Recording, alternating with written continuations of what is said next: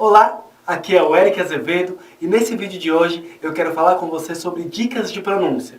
Mais precisamente eu quero te dar 6 dicas de pronúncia para você já começar a praticar. E o primeiro passo que as pessoas me perguntam, Eric, como começar?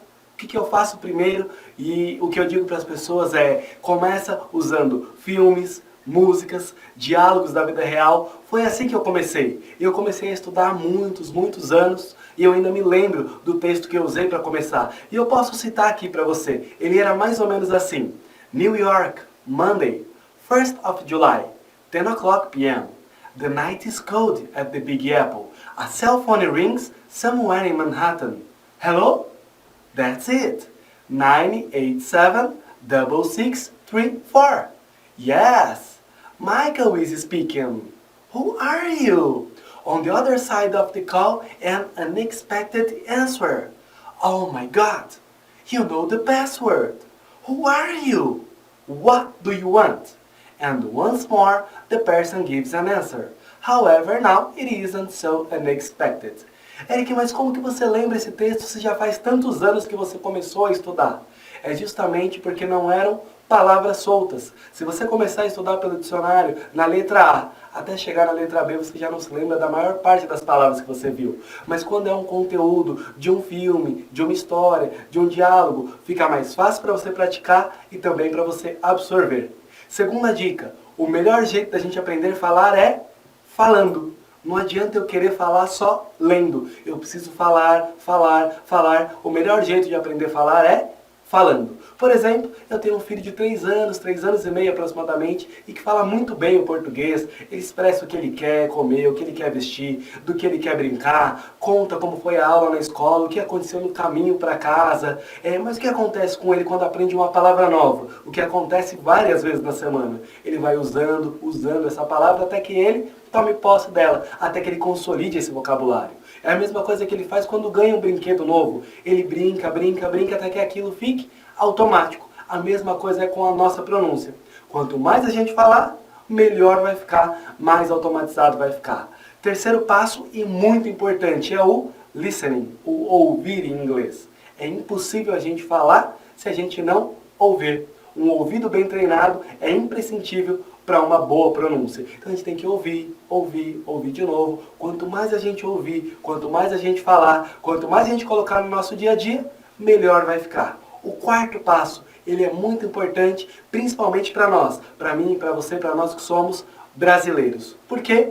Aqui no Brasil, a questão do accent, do sotaque, ela é uma coisa superestimada. E às vezes as pessoas ficam com receio. Eu não estou parecendo um nativo, o meu sotaque não está igualzinho o de um nativo, então eu não posso falar. E aí a pessoa fica com medo e trava, não fala. Se você viajar para outro país, se você tiver contato com pessoas de fora, você vai ver que em cada lugar as pessoas falam com o próprio sotaque delas. E as pessoas se entendem, elas se comunicam. Tem vídeos na internet, por exemplo, onde você encontra um americano fazendo 35 tipos de sotaque diferentes. De pessoas do sul dos Estados Unidos, de Nova York, de outras regiões do país. E aí depois ele cita exemplos de pessoas de outros países. E essas pessoas todas estão se comunicando. Aqui mesmo no Brasil, se você me perguntar, que o certo é porta ou é porta?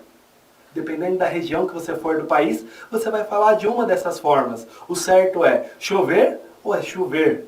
É fogão, é fogão, dependendo da região do país você vai falar de um desses jeitos, de uma dessas formas, mas a gente consegue se comunicar. Então, relaxa, você vai treinando o seu ouvido e cada vez a sua pronúncia fica melhor, sem você ter essa fissuração, essa coisa de eu tenho que ter a pronúncia igual do nativo desde o início, senão eu não vou conseguir me comunicar. Quanto mais você ficar à vontade, melhor.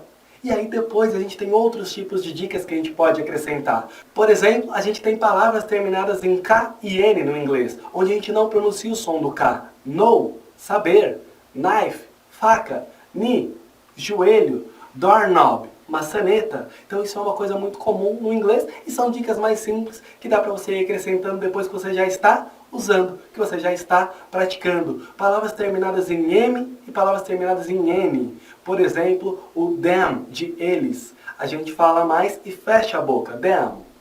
Quando eu estou falando o them de então, a gente termina com N e aí eu termino mais sorrindo. Then. Então essas são dicas. Depois, eu quero dar essa polida no meu inglês, eu quero deixar minha pronúncia ainda melhor. Aí é a hora que eu encaixo esse tipo de dica, quando eu já estou nesse nível. Então o importante é que você vá seguindo esses passos. Você vai ter pronúncias do britânico e do americano, como por exemplo water, que é mais comum para os americanos, e water, que é mais comum para os britânicos. Então não fique fissurado nessa questão do accent, da pronúncia perfeita. Vá falando, falando, ouvindo, ouvindo, você vai estar cada vez melhor. E se você quer saber mais sobre esse método, clica no botão aqui embaixo e você vai ter mais informação de como eu aprendi inglês e como você pode aprender inglês de uma forma rápida. É isso aí, see you soon, bye bye, te vejo no próximo vídeo.